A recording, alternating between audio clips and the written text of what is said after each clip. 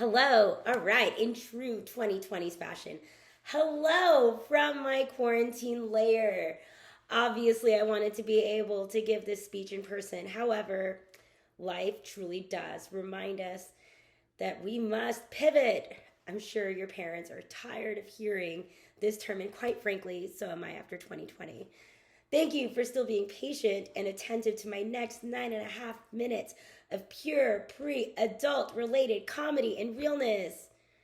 And if I pause, this is where I expect and hope that you will find hilarity. Okay, sorry. So let me first thank your teacher, Miss Laurel Dixon, for inviting me 2 years in a row and never letting up on me. I was supposed to give this speech last year, but obviously, COVID and everybody going into quarantine again ruined our plans. And yet, they strike again, and this time in my body.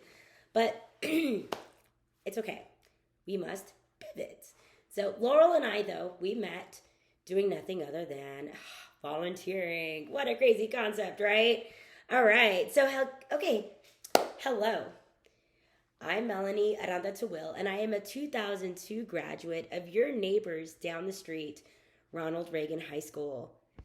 I'm not sure if I'm going to be getting boos or cheers or whatever, but there you go.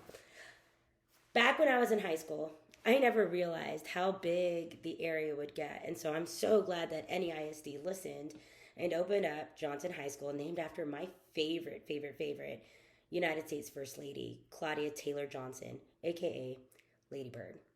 I graduated from Texas State University and moved on to a life of political campaigns and policy work to come back to San Antonio, where I became a teacher and now a business owner. The vein that remained, though, from 6th grade at Driscoll Middle School to today is voluntarism. Now, I don't want to call myself an expert at volunteering, but I'm pretty darn close to being a professional volunteer by now, and I really dislike talking about myself. However, in this case, I will.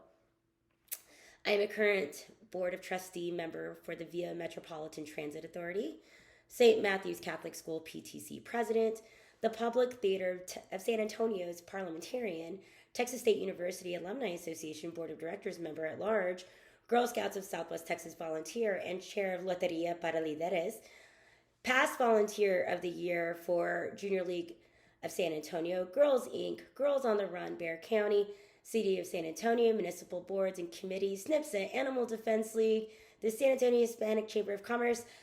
Okay, I'm done for now, because if I were to put it all, it really would be just a really long list. But you get the picture. I'm a busy lady.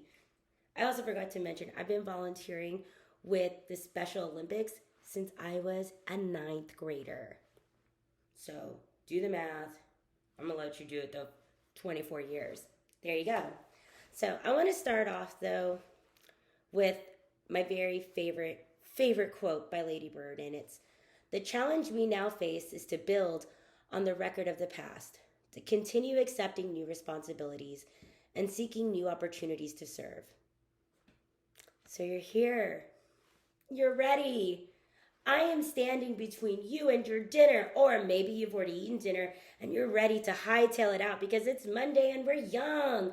Wait, I promise, I have some bits of wisdom that you may keep with you, or you may not. Do with it what you will.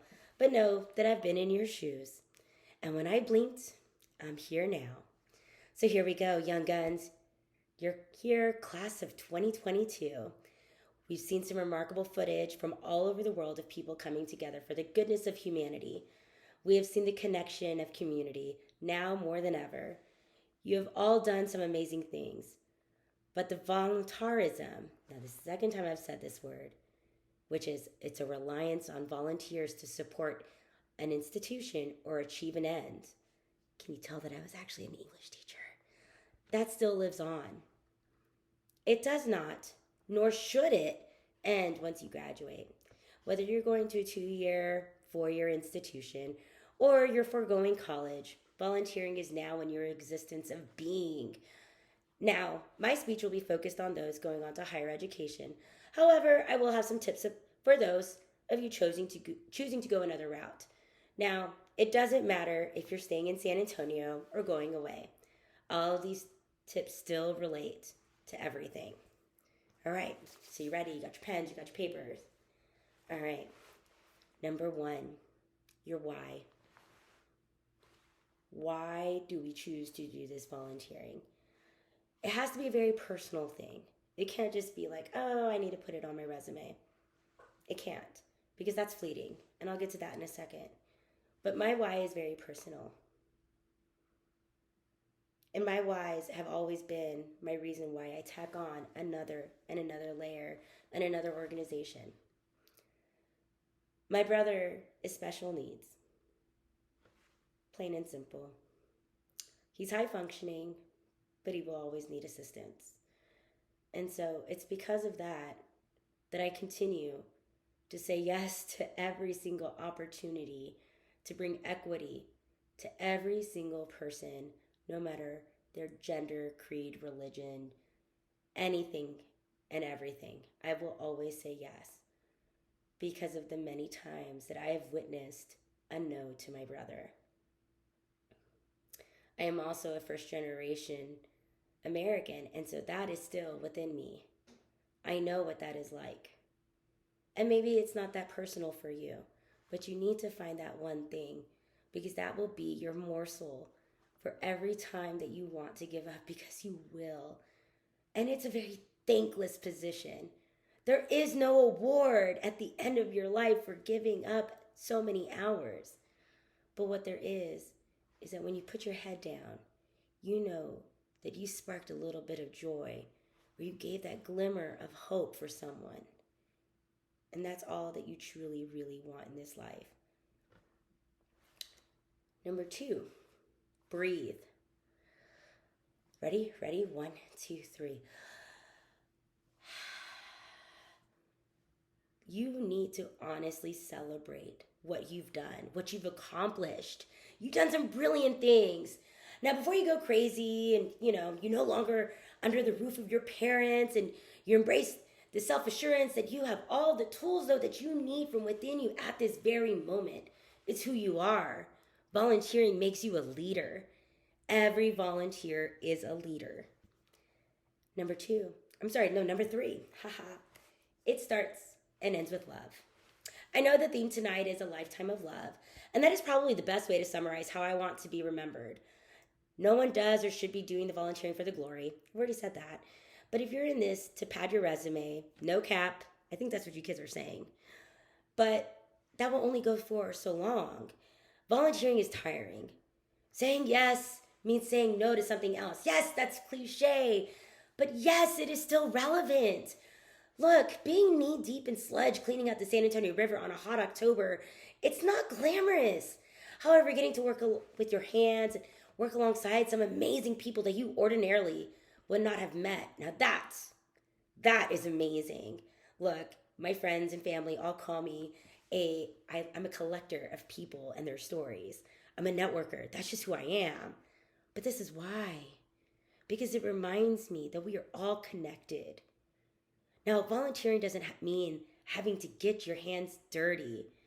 It can also be providing time. Now, maybe you're wanting to tutor kids or adults or receiving their education. Maybe you prefer to sew for animals or to sit with them. Either way, they all have that one thing in common. Time. Number 4, time, the ultimate redeemer. Time. It's my favorite quote. That is kind of bougie, but it's Beyonce has 24 hours in a day. Now, maybe that's Lizzo for you. MGK, whoever. Although, that is entirely an ableist quote, as I've learned to realize you aren't equipped with a full staff yet. However, the same remains, 24 hours. And what you do with your time is entirely up to you. Now, I'm not here to guilt trip you and tell you that you can't scroll on TikTok all weekend long. Trust me, I've been there and I've done that. And I'm probably going to do that later on. However, this is me telling you to say yes to the things that will bring you joy, that you just find completely and utterly fulfilling in your life. Because you will end up filling it with nonstop volunteering, and that's not a way to live. Now, what I am suggesting is for you to be picky, incredibly picky on how you spend your time, and that includes your volunteering. Want to get something done? This is an old adage. Want to get something done? You go ask the busiest person you know, and then you know it will get done. Just kidding. Don't do that. Have empathy. That's number 5. Empathy, the ability to understand and share the feelings of another. Remember why. Your why. Remember why you're doing this. Remember why that person is there. You must remember this. Sympathy and empathy are completely different emotions.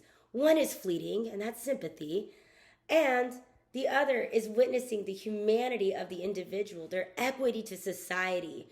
We are all in this world just surviving together. You are providing a resource, a tool for that individual to receive the greatest ability of who they are. When you leave, sit with what you just did. Sit with what you just went through and all your actions. Don't just rush off to the next event. Number 6, that also goes with you and yourself.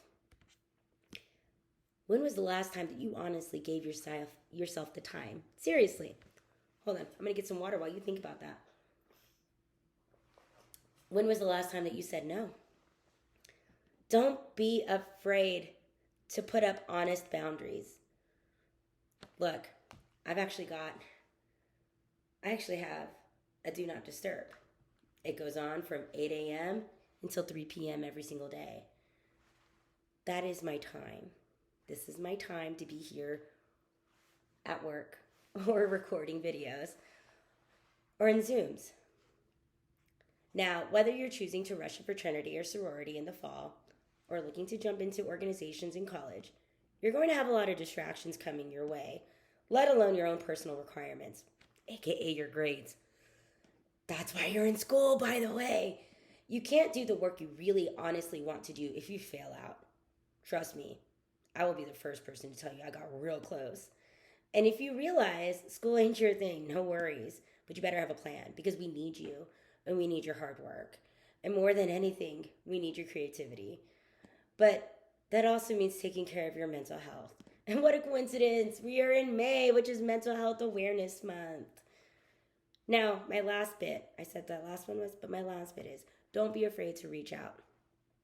Whether you're looking to do connections to get involved with an organization, maybe you are needing that little bit of assistance, don't be afraid to reach out. And I'm sure that if you were to go talk to Miss Dixon and ask her for some help, she can connect you with some really fantastic resources. Now, I'm and I cannot stress this enough, I'm very serious about your mental health. I was a yes person until I cracked. 2 years ago, I completely broke down.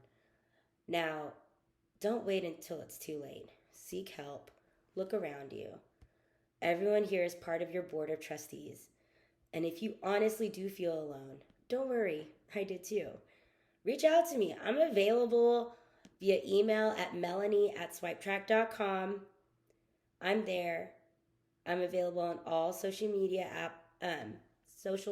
outlets. There we go. Now, you're ready to go. Remember to hold on to that time. Speaking of time, I went over by 3 minutes. I am so sorry. Actually, almost 4. Good luck, class of 2022. And I have one final quote. And that is from my former boss when he said it, then Senator Barack Obama. One voice can change a room. And if one voice can change a room, then it can change a city. And if it can change a city, it can change a state. And if it can change a state, it can change a nation. And if it can change a nation, it can change the world. Your voice can change the world. Don't silence your voice. Good luck. Bye, everyone.